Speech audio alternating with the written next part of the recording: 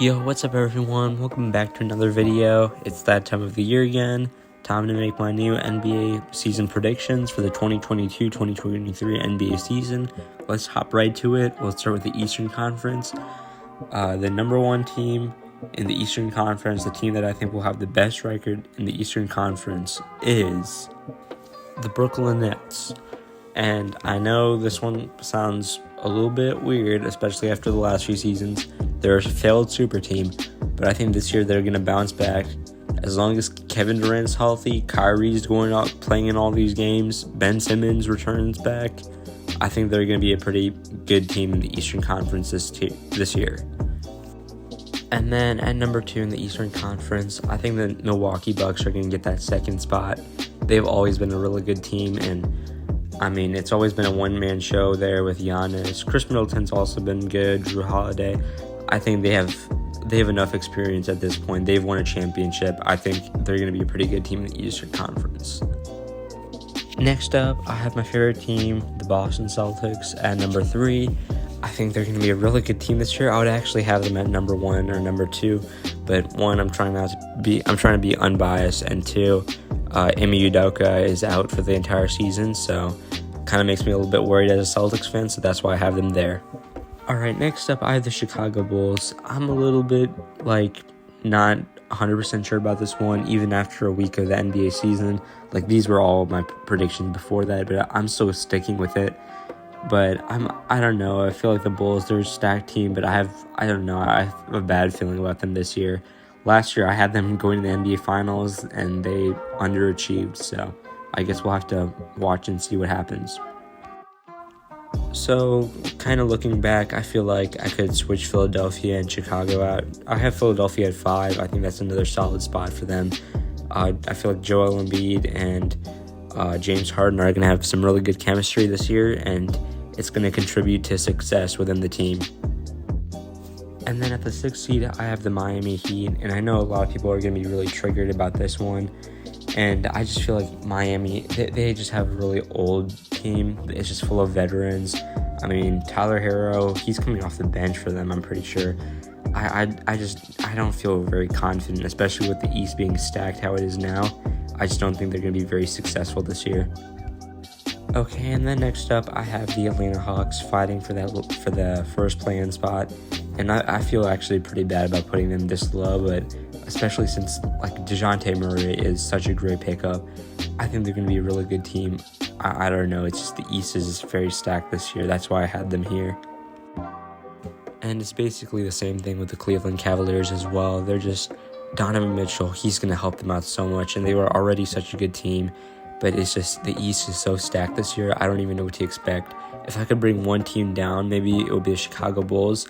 But even that makes me I'm really unsure about the East. And then we have the Toronto Raptors. They're a pretty good team, but I feel like with the East being as competitive as it is right now, I'm going to give them this spot. I feel like they're the last competitive team in the Eastern Conference. Is kind of where the line with the competitive team ends at. Scotty Barnes should have another great season, but I don't know if that will contribute to their team's success. And I have the Detroit Pistons at 10 for the last play-in spot for the Eastern Conference. I feel like they're actually a really stacked team for a pretty young team who's had a lot of draft picks over the last few years. And the East, I feel like at this point, is kind of weak, so I'm going to put them at this spot to secure the last play-in spot. And then I'm going to zoom past these non-play-in teams like the Charlotte Hornets.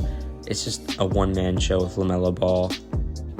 Same thing with the Wizards with Bradley Beal. It's just a one-man show. With the Knicks, they've just never been a good team.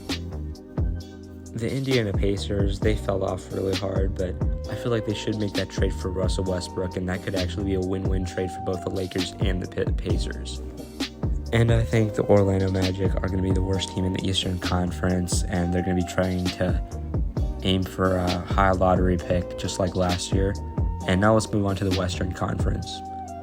In the Western Conference, I think the Memphis Grizzlies are going to have the best record, and probably in the NBA. Ja Morant, I feel like he's going to have an MVP caliber season. I think the Memphis Grizzlies, they're just such a good team. and they're going to be a really hard team to beat this year. Then I have a surpriser with the LA Clippers. I have a little shocker here. A lot of people have slept on Kawhi Leonard, Paul George. A lot of people have forgotten about that team. They have John Wall now. They have a lot of depth. I guess center is the only position they're really lacking, but they're a really good team. Don't sleep on them. They're going to be up there again this year. Then at third, I have the reigning NBA champions, the Golden State Warriors. For obvious reasons, they just came off a championship. They should be even better. I think they're going to be at least a top 3 team in the Western Conference, at the very least. Next up, I have the Dallas Mavericks. This is another team that makes me kind of nervous because it's just Luka running the show. But Luka, man, you can see in the past, he's really contributed to them being pretty successful, the Dallas Mavericks. So I don't know why that would stop now. At 5, I have the Minnesota Timberwolves, who are a team that are expected to do pretty good this season with the addition of Rudy Gobert. I don't know how it's going to work out with Karl-Anthony Towns and Rudy Gobert, but I think they're going to be a pretty good team. And even without Rudy Gobert, I think overall they're just a pretty stacked team. Okay, and then now we have the most controversial one, the LA Lakers. I feel like they're going to clinch the last playoff spot that's not a play-in spot. I don't think they're going to be in the play-in this year. And I think LeBron's going to learn his mistake from last year. Same with AD, same with Russ. I think they're going to figure it out with their new head coach.